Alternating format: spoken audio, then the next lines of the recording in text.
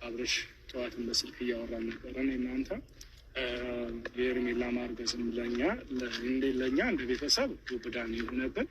ኤፍሬም ደግሞ እንግዲህ ያው ከተፈታ ጀምሮ አላገኘኸውም። ሲጀመር ከወንድምህ ጋር እንደዚህ መጎራበጥ አያስፈልግም። ሲጀመር ሰላም ልትለው ይገባል መጀመሪያ ደረጃ። ምክንያቱም እሱም ባላጠፋበት ነገር አሳስረሃል። ረዳኸኝ አይደለም? አሁን እዚች ጋር ወንድምና እህት ወይ ደግሞ ወንድምና ወንድም አንድ ነው መሆን ያለበት። መከፋፈል አይነት ነገር ሙሉ ውስጥ ሊንገባ አይገባም። ተረዳችሁኝ አይደለም? ስለዛ ከእስር ቤት ወጥቶ እንኳን እስከዛሬ ድረስ አላገኘኸውም እና ደግሞ ኤፍሬም ስላሳሰርከው በራሱ በዛ ነገር በጣም ተናግሯል እና በቃ ለእኔም እንደውም ዛሬ በቃ አብርሽም ይመጣል እንገናኛለን ስለው እንደውም እኔ ማወራው ነገር አለ እኔም በስነስርዓት እሱም ማናገር እፈልጋለሁኝ አይነት ነገር ብሎ ስለነበረ የተሰማህን ነገር ኤፍሬም አውራ። እነሱም ደግሞ ለምን እንደዚህ እንዳደረጉት በቡዜም እንግዲያው እንዳዘንክ ነግረኸኛል።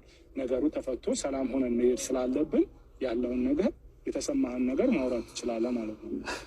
እሺ ያው ዲቭ ግልጽ ነው ያወራው ነገር። ምክንያቱም ትናንትና ላወቃት ልጅ ነው እኔ የእናቱ ልጅ እስር ቤት ያሳሰረኝ። እሱም እርግጠኛ ባልሆነው ነገር ምንም መረጃ ባልያዘው ነገር ነው እስር ቤት ያሳሰረኝ። እንደ ማንኛውም ሰው መጥቶም አልጠየቀኝም፣ ምንም ነገርም አልጠየቀኝም። በጣም ነው ያዘንኩበት፣ በጣም ነው የተከፋሁበት። ሲቀጥል ደግሞ ሄርሜላ ተገኘች። በመገኘቷ እሷ ደም ደስ ያለው እኔ በጣም ደስ ብሎኛል። ትናንትና ብያልኩ ነበር። ምክንያቱም ሄርሜላ ካልተገኘች እድሜ ልክ የምጠረጠረው እኔ ነኝ። ገብቶሃል? በመገኘቷ እኔ ነኝ ደስ ያለኝ። ትናንትናም ደግሞ ያው አርግዣለሁ ብላለች። ችግር የለውም ታርግዝ። እሱ እኔ እንጃ ለራሱ ክብር ባይኖረው ለእኛ ክብር ኖሮት ኖሮ እንደዛ ባያደርግ ጥሩ ነበር። ግን የመሰለው ነገር ማድረግ ይችላል። በቃ አትደርስብኝ ብሎኛል፣ አልደርስበትም። የፈለገው ነገር ወረድ አድርጓል። ገብቶሃል? ግን ያለ ስም ነው ስም ያሰጡኝ። አሁንም ቢሆን ያላደረጉት ነገር ነው አድርገሃል እስከምባል ድረስ ያ ሁሉ ሰው እየጮህብኝ የነበረው እኔም ብቻ አይደለሁም፣ እኔም ዳኒም ሩታም ነው።